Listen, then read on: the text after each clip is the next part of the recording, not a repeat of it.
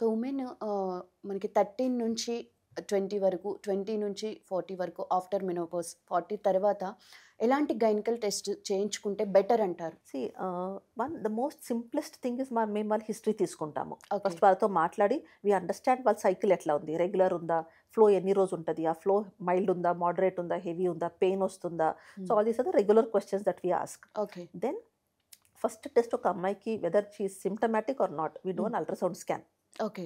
When they come. Because ఇప్పుడు fibroids అని చెప్తాము, విచ్ ఆర్ బినైన్ ట్యూమర్స్. యూట్రస్లో అది ట్యూమర్స్, అదేం క్యాన్సర్ కాదు. హుహు. But that is extra growth of muscle, uterus muscle tissue.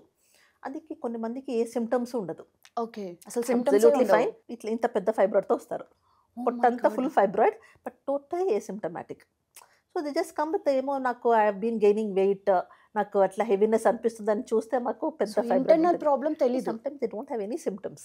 So ఇప్పుడు ఎండోమెట్రోసిస్ చెప్పాము, కొన్ని మందికి పెయిన్ ఉంటుంది, కొన్ని మందికి ఎండోమెట్రోసిస్‌లోనూ పెయిన్ ఉండదు, పెద్ద ఓవేరియన్ సిస్ట్‌తో వస్తారు.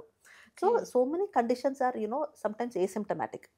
సో ఇప్పుడు వాళ్ళు especially I have seen lot of fertility patients and perimenopause patients. So they are all being diagnosed with lot of fibroids. So scanning చేయించుకుంటే మాకు ఒక ఐడియా వస్తుంది, ఓవరీలో ఏమైనా సిస్ట్ ఉందా, యూట్రస్‌లో ఫైబ్రాయిడ్స్ ఉందా. These two are very much like we can rule it out. Hmm. So ఈ ఫైబ్రాయిడ్స్ ఉన్నది again if you diagnose when they are smaller. ఇప్పుడు చాలా మెడిసిన్స్ వచ్చింది, అవును. ముందు మాకు మెడిసిన్స్ లేదు హ్మ్. ఫైబ్రాయిడ్స్కి. It's always only surgical management.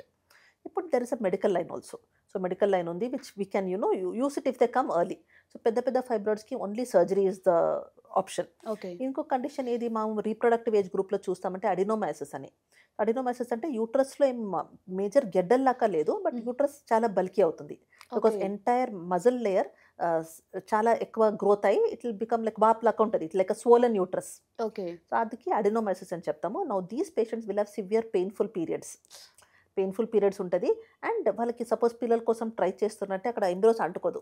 They okay. Will have implantation అవ్వదు. అండ్ వాళ్ళకి మిస్‌క్యారేజెస్, అబార్షన్ రిస్క్ చాలా ఎక్కువ ఉంది. So okay. వాళ్ళకి ప్రెగ్నెన్సీ వస్తేనూ వాళ్ళకి ముందు 9 మంత్స్ వరకు వెళ్ళదు.